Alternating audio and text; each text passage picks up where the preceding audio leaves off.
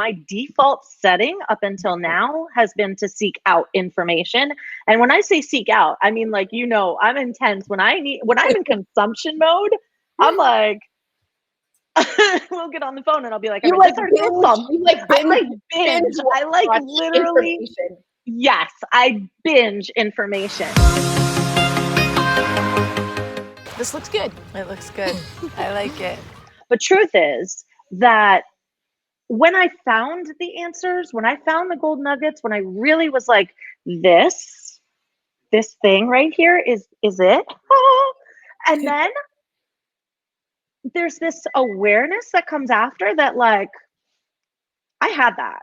I could have, that nugget was actually in my pocket, but I like went to China. Well, China's probably a bad example, but I went outside of myself to get it, to bring it back when I had it all along. Well, that's been my awareness through this quarantine. The big lesson, because there have been many, a big lesson has been that because I was really filtering my information through this process. So for me, that was excellent because I had to be really careful not to overstimulate myself, because I tend to be a little bit fearful of disease and sickness and hypochondriac, whatever. So I was like, nope, I'm going to be real streamlined. I'm only going to get my information from here. And it's not like yes, I'm talking to people, but my consumption has been limited. And what that has caused me to do is really ask myself, do things that I don't normally do, breathe. And I'm learning a lot about myself. And one of the things I'm learning is that, the power to know what the right decision is comes from me. I don't, the permission to act on the things I want to do comes from me. The knowing of my next right step comes from me. And the thing is that sometimes that external consumption, whether it be talking to people, researching information, or whatever it is connected to, it's like, it's you looking for the external validation that inside. And sometimes that external information activates that information you already know, right? Totally. And when we're talking about vibration and vibrationally resonating with things, there may be stuff that, deep down inside, but you're not ready to resonate with. So you hear it, but it doesn't hit you. And then like a couple of months later or a year later, you hear the same message. And all of a sudden you're like, oh my God, like I get it now. Like I had a conversation with a friend of mine the other day, and I don't remember what it was specifically, but there's certain messages, especially in personal development, that we hear over and over ad nauseum. And, like they kind of, sometimes they're just words that keep, like being thrown at you, or concepts or whatever it is. And you're like, oh yeah, I know. Right. And then one day something happens. And all of a sudden you're like, oh my God, I get it. Like, I felt that in my core. Like, I now know what it means to be aligned, or now I understand what it really means to be, connected. Like, I get it now. I get that I'm just an extension of source. I get it. Like, whereas before you're like, oh yeah, I'm an extension of source, like whatever, right? But something happens and your energy shifts, and all of a sudden it's like you've shifted your internal radio. So now you can hear what's on, 101.1, or 111.1. You can now hear that channel, versus before all you could pick up was 99.9 and 62.3 and whatever. It's funny because I just did this yesterday. I watched, I don't remember. I was looking at something, and I always think, like, I wish somebody had a visual of vibration and frequency. Like, I wish somebody would do like a documentary and like find a visual CG way, computer way, because how else, right? To like literally show someone moving frequencies. Like what it looks like. Yeah. Because I constantly play with that. You hear vibration, frequency, and I'm such a visual learner. And these are things you can't necessarily see. So I'm like, what does that frickin' look like? I want to see it. So it's always on my mind. And the other day, and I've heard it a million times, and I've heard it the same way a million times, but that one person says it in their voice, in their tone, I don't know. And you're like, so it's like teachers. Some teachers you'll learn from, and some teachers you won't.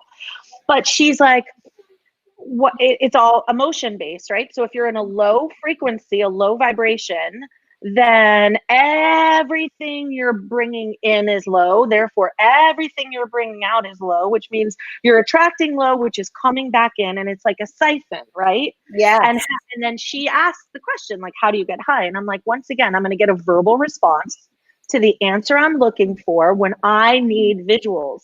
But I still need visuals. But what was important is she said, okay, so my thought is that I don't have enough money. And that's a low because it's lack, it's scarcity. So that's what's coming in, that's what's going out, that's also what's coming back. Yeah. Now, I can't say I want $1 million because there's no resonance with that. So no matter how many times I say it, it doesn't get me out of that low vibration. Absolutely. So what I do is I imagine what I would do with the money. So that's where the concept of vision boards fits in. It's like, imagine the house you would get. Imagine the trips you would take, or imagine the people you love and how you could take care of them. And when you start imagining what feeling you would get from the things that you want, then your vibration goes up. So now your thoughts are good. So you're putting out good and you're getting back good. And it's like an elevator, like you're just going, yes, and you're coming up. Yes. And that resonated because I was able to create a mental picture, which is, like, but you and I have talked about this ad nauseum. But for those of you who are watching us anew, Trish and I have had this vision board fight for so long. Her and I are identical, and we're like, but what if we put something on our vision board and it's not exactly like it's so true. we're like, right? And here's the thing. You're absolutely correct. And even in my own, like even over the last few months, I've evolved in how I look at these things and how things resonate with me now and they didn't before. And one of the things that, and everybody knows I'm a big Abraham Hicks fan. And very often Abraham Hicks will always say, if something has resistance, like if having money feels resistant, right? And even what you just described can feel resistant, right? Where it's like when you start thinking about having the house, like, and this is where we connect, where it's like, because you're thinking about having the house, but there's this little side of you that's like, but I'm never going to get that. So why am I picking out these beautiful houses on my vision board? Because it's impossible for me to get this. So I'm just putting shit up on the wall that's going to make me think how terrible I am because I can't succeed. But I'm not fooling anyone. Exactly. Yes. Right? Because you can't fool your energetic vibration. You can do all the vision boards, you can do all the affirmations, you can talk all day about how amazing you think you are and how successful you feel. I agree, Trish. But if you don't actually vibrate at that level, then it doesn't work that way. If you don't feel as if you had those things, what that would feel like, then you're never going to get them. Yeah, exactly. I agree. So that being said, one of the things that Abraham Hicks always says is what you do is think about something else, right? And here's the thing, like that's a hack, and I love it. That's like a soul hack. You go through the back door, right? It's Genius. like, I'm not going to think about money because money is too tense, right? There's too much heaviness involved in the thought of being able to bring in money, for example. I love that, Trish. But hi, honey. Okay. Yes. I didn't know. I forgot. Thank you for finding it. Okay, thank you. So what you do, because the emotion is the thing that counts, you start thinking about the things that have no resistance. So for you and me, one of the things that has no resistance is doing this show and hanging out and having fun together. I agree. If we start thinking about, I want like 3 million followers, and I thought I want like to make millions of dollars from this show, like you and I will both go, like our energy will just stop because it's like, how is that going to happen? And we only have 124 people subscribed to our channel. You're right. Right? Yeah, 100%. But when we start thinking about, I want to travel here The with show Linda. itself. Yeah, like Exactly. I want to go here with Linda. Oh, I want to experience that. Oh, I want to interview that person. Oh, I would love to go to that retreat. All of a sudden, your body, like I'm feeling it now. Like when I think about it, I'm like, oh my God, I want to go to Lilydale with you. I want to go to here with you. I want to go talk to some witches. I want to go like learn about like soulful business practices. Like then when you start thinking about all the things that we can learn and do together, that feels doable and exciting.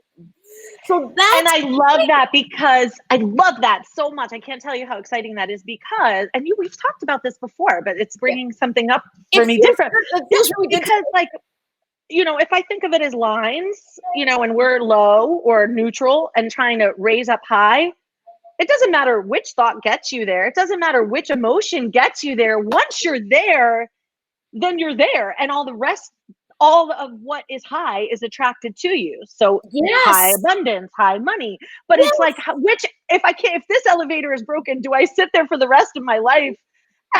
I'm like, I can't go up, this elevator's broken, or do I use the stairs, or do I use a different elevator? Like, how else do I go higher? If this isn't my way up and I know I need to get up there, then I've got to find a different way. Yes. And just as you were saying that, and that was why my face went like, I just thought of the analogy going back to the radio station, which I don't know if anybody listens to radio stations anymore, but we all know the concept of radio stations, right?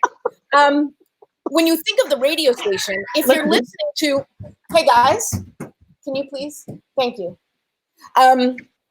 When you're thinking of the concept of the radio station, when you're listening to a rock station, they're going to have different advertisements than if you're listening to a country station or an alternative rock station or easy listening jazz station, right?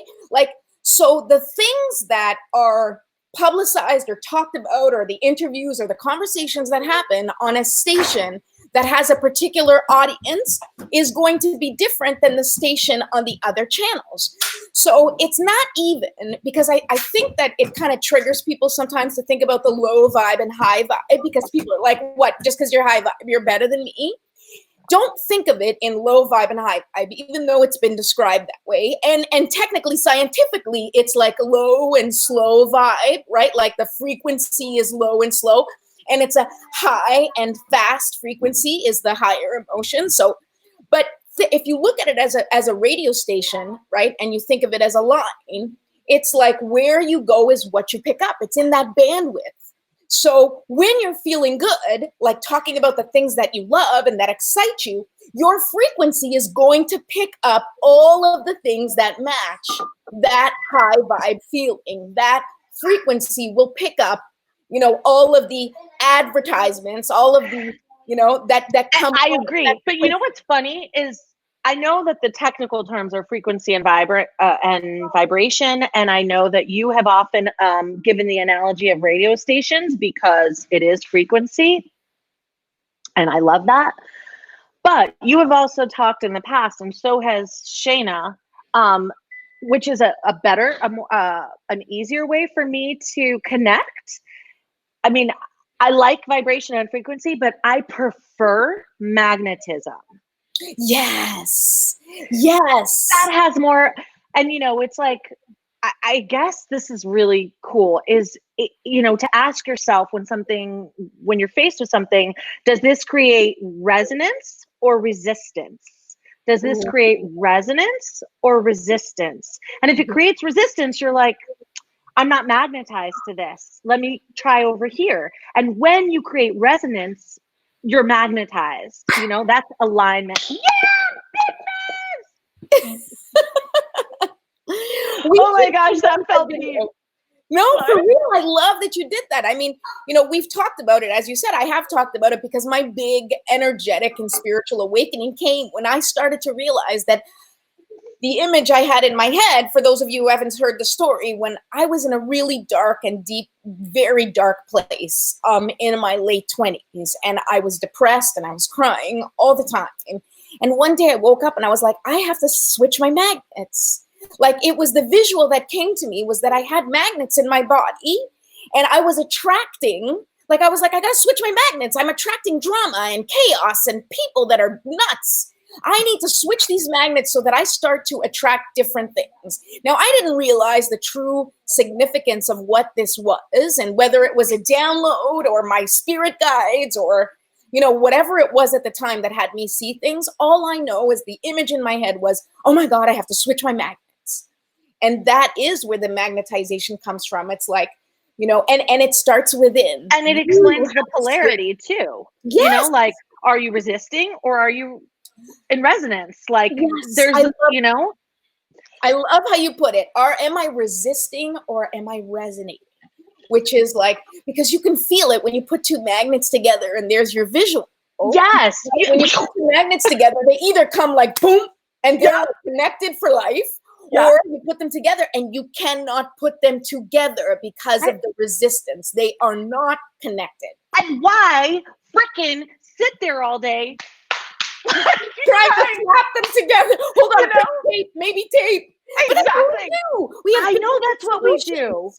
But it's like, but it's like they stick, you're in the right place. They don't force it. Move, go, like, get another magnet, change your perspective, pivot, do something different, and trust. That's the thing. The reason we keep trying is because we don't trust. Like, maybe I'm holding it wrong. Maybe the magnets are broken. Like, it's so true, right?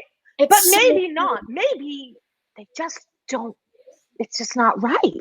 You know how many times have we forced a relationship that we knew was broken? It's like, no, if I could just, I must be holding it the wrong way. I'll flip it. Still doesn't work. Shit, the magnet's broken. Like, the magnet's not broken. We don't look at it as like, we think it's us. Like, I love how you put it. Like, maybe I'm holding it wrong. Maybe I need to flip it. And we do that with relationships. We do that with our jobs. Everything. With our dreams. All the time, with our dreams, where we're like, I'm just not doing this right. Right. You know, if you are drawn to something, and I say this a lot to people, because we always question what we're drawn to, and we will like literally drive ourselves crazy analyzing whether the thing we're drawn to will take us where we want to go, or what if what I'm drawn to is a mistake. And the easiest way to go into that for me is always relationships, because it's like everybody can relate to the girl or the guy that you're into, and you're like, oh my God, I don't know why, but I'm so attracted to them, but it's a mistake. They're a player, they're a this and a blah. It doesn't matter why you're drawn to that person. You're drawn to that person because there's something there that is drawing you. Whether it is that they're there to teach you a lesson in life, it doesn't necessarily mean that they're the person you're going to end up with for the rest of your life. Just like a job that you may have a passion for, and all of a sudden you're like, I'm kind of done with this. Well, yeah, and it's like, it's okay to say, why aren't these magnets compatible? Yes. It's okay to ask yourself the question. Yeah. I agree. But what's not okay is to spend time like, yeah, okay, I know these aren't a match. I know they're not a match. So I'm going to find out why. And as soon as I get some clarity on that, then I also know that, okay, I got my answer, but it doesn't change the fact that my answer is still not going to connect the magnets. Yes, but from what I mean when I say that is sometimes you're attracted to things that may not be the thing that's going to give you the results that you want. Correct. But they are meant to be part of the process. Yes. Yes. So it's like, you're like, this doesn't make sense. Why am I so attracted to this? I don't see how this is going to take me to my path. But it's not your job to see how it's going to take you to your path. Go towards the things that you're attracted to, that you're drawn to, because you are magnetized for a reason. But stop trying to force the things that you're not magnetized. I agree. And it's like the relationship analogy. Maybe you're with this guy who you're attracted to and you don't know why, because for all intents and purposes, they're the wrong guy. But then he takes you to a party, or she takes you to a party, and you meet your soulmate there. Like, yes. You know, you don't have the big wide panned out view. That's not a human ability. I mean, I don't know if it's a human ability for some people, but your job is just to stay present and ask yourself, you know, is it resonating or resisting, and why and by? Yep. Why and by? Why and by? I love it. I don't even know. you don't even need to know the why.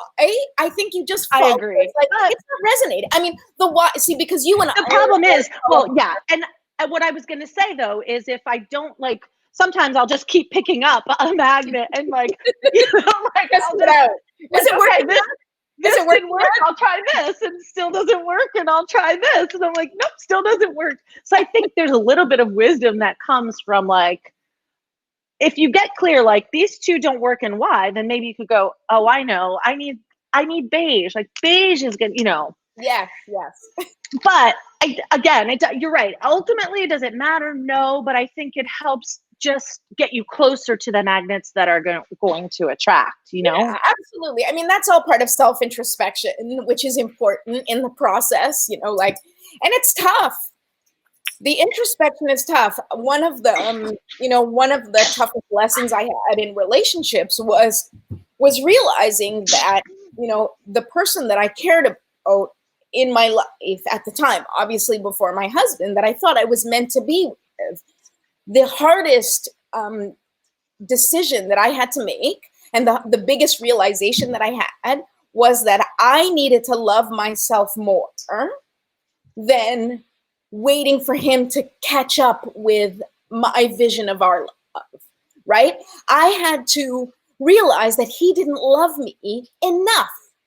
Like, that was a huge thing for me, where I was like, but I wanted him to love me in a certain way, or I felt I deserved to be loved in a certain way, and I was willing to wait for him to wake up. And he didn't wake up. Yeah, and it was like the man, you know, it just didn't, but yeah. That lesson was super important for me to understand my worth, where I was like, you know what? I deserve the thing that I imagined to be an ideal relationship in my life. And so it was really important for me to have that relationship to then be able to be in this one with Scott, where it's like better. Well, you and I are soulmates, always have been, always will be. And for a million reasons, it's funny because my entire book is the journey of self-love. Like, it's not the title, but it's the concept. Because even in my own marriage, even in it falling apart, stemmed from a lack of self-love. Yeah. And I agree with you. And I think that, you know, when you love yourself, when you see, the more you love yourself, the more you see, like, people reflect, you always say that, right? People reflect what you see. It's not they're reflecting back to you. And when I met you, that was one of the things, like, I had just journeyed for about a year before I met you, going from hell to this like rise, because I was like finding myself again. And I'm like, I know she's in there somewhere.